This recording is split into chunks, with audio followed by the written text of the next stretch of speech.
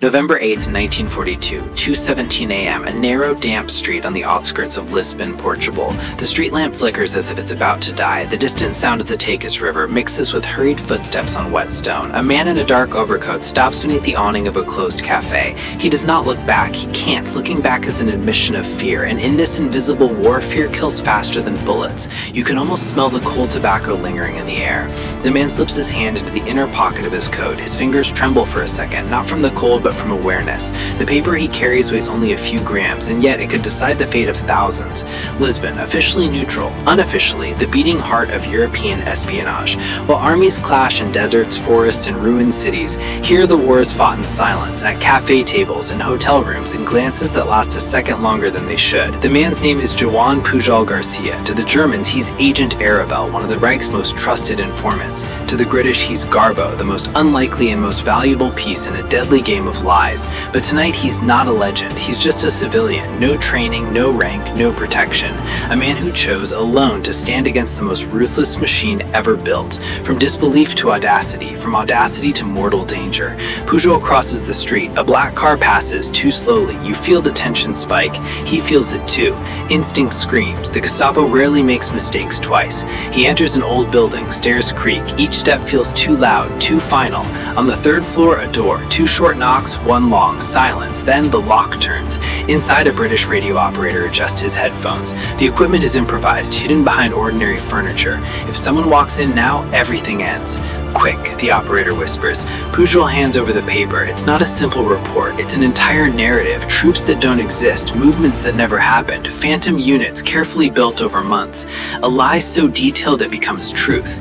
As the operator begins transmitting the coded message to London, what's at stake isn't just information, it's trust. The Germans believe Arabel blindly, more than their own generals, and that is dangerous.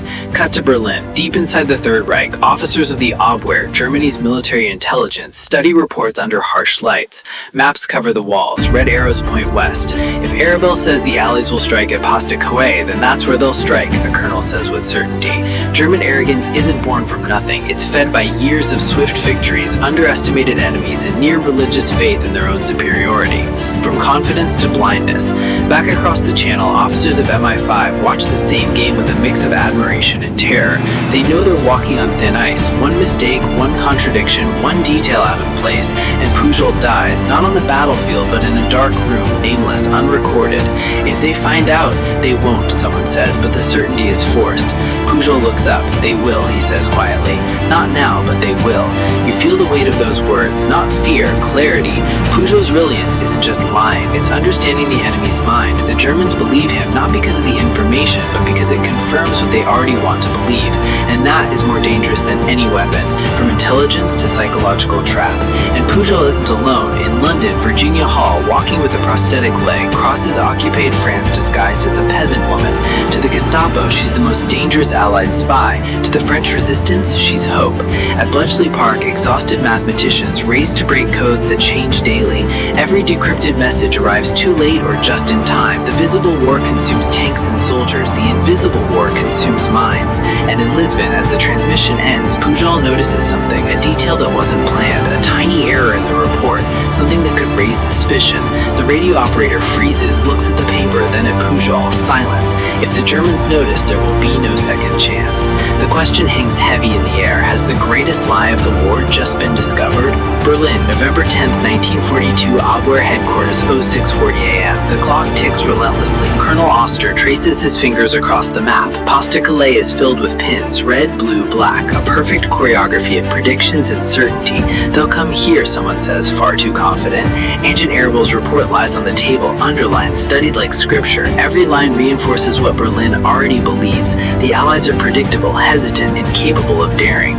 From confidence to hubris. The room smells of paper, ink, and stale coffee. Questioning Arabel would mean questioning the system itself, and no one survives doing that. He's never been wrong, never. In the back of the room, a young officer stays silent. He notices something too small to say out loud. A troop movement described by Arabel, too fast, too too perfect. Perfection. He considers speaking, opens his mouth, closes it, silence wins. In Hitler's Germany, silence is survival.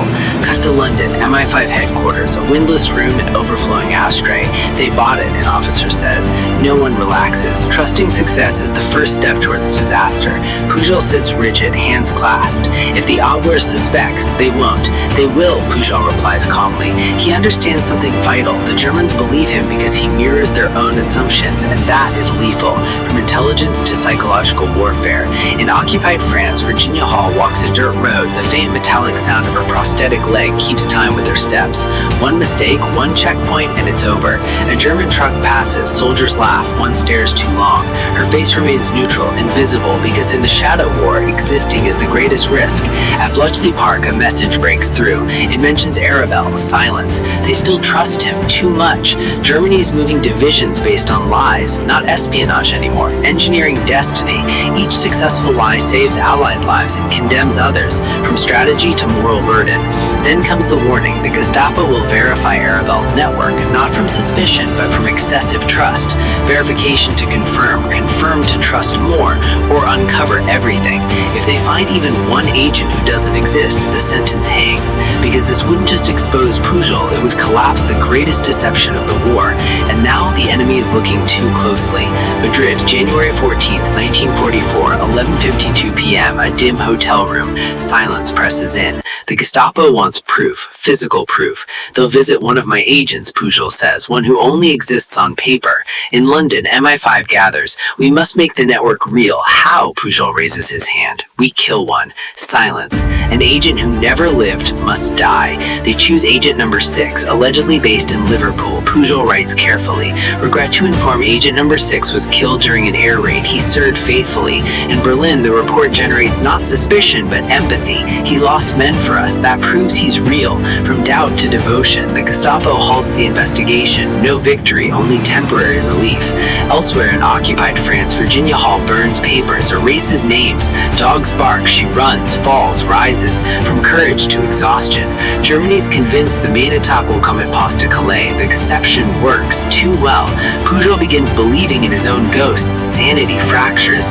Then the final order arrives. Delay a critical message. Too early, disaster. Too late, exposure. He hesitates, then sends it. Too late, or just in time.